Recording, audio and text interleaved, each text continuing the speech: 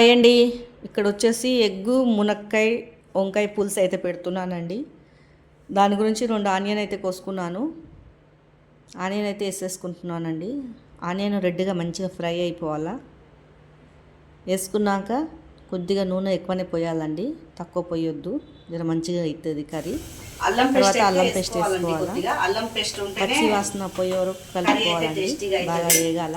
అవి అల్లము ఆనియన్ ఇట్లా ఎర్రగా ఫ్రై అయిపోవాలి. ఫ్రై అయిపోయాక అప్పుడు మనకు పసుపు,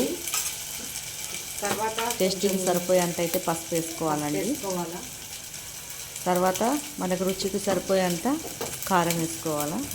కారం అయితే దీంట్లో నేనైతే తక్కువ వేసుకున్నానండి, ఎందుకంటే 2-3 పచ్చిమిరపకాయలు కూడా వేస్తాను, అందుకే తక్కువ వేసుకుంటున్నాను కారము.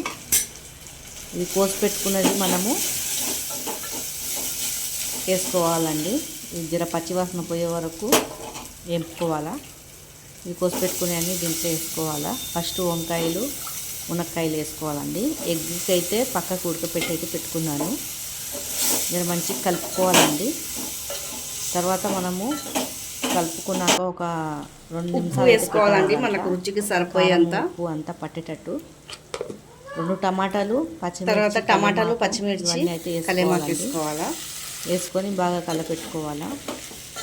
కలపెట్టుకొని మనకు గ్రేవీ లాగా కావాలా, దగ్గరికి కావాలని నీళ్ళంతా అయితే పోసుకోవాలా, మంచిగా ఉడికేటట్టు. కొంచెం ఉడికాక నీళ్ళు పోసుకోవాలండి, పోయాలండి. అప్పుడే పోయొద్దు, మంచిగా ఉడికాక పైనుంచి చింతపండు పులుసు పోయాలి. ఎందుకంటే జర వంకాయలు కదండి, ఉడికైతుంది, చింతపండు పులుసు పోసుకోవాలండి. పులుసు అయితే ఉడికినాక మనం ఎంత పుల్లగా తింటామో అంత పోసుకోవాలి. తర్వాత బాగా ఉడకనీయాల.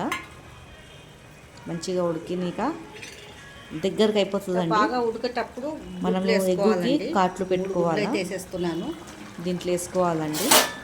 వేసుకున్నాక మసాలా పడుతుంది, బాగా ఉడకనియాలి. నిమిషాలు ఉప్పు కారం మసాలా అనేదంతా గుడ్డుకైతే పడుతుందండి. చాలా బాగుంటుంది వేడి వేడి అన్నం వెంబడైతే తింటే. తర్వాత కొత్తిమీర అయితే అయిపోయిందండి, కర్రీ అయితే అయిపోయిందండి. కొత్తిమీర వేసుకొని దింపుకోవాలా. చాలా టేస్టీగా ఉంటుంది. మీకు ఈ కర్రీ నచ్చినట్లయితే లైక్ సబ్స్క్రైబ్ అయితే చేసుకోండి. మన పెద్దోళ్ళకైనా షేర్ అయితే చేయండి, సపోర్ట్ చేయండి. మీకు నచ్చినట్లయితే లైక్ సబ్స్క్రైబ్ అయితే చేయండి, సపోర్ట్ చేయండి.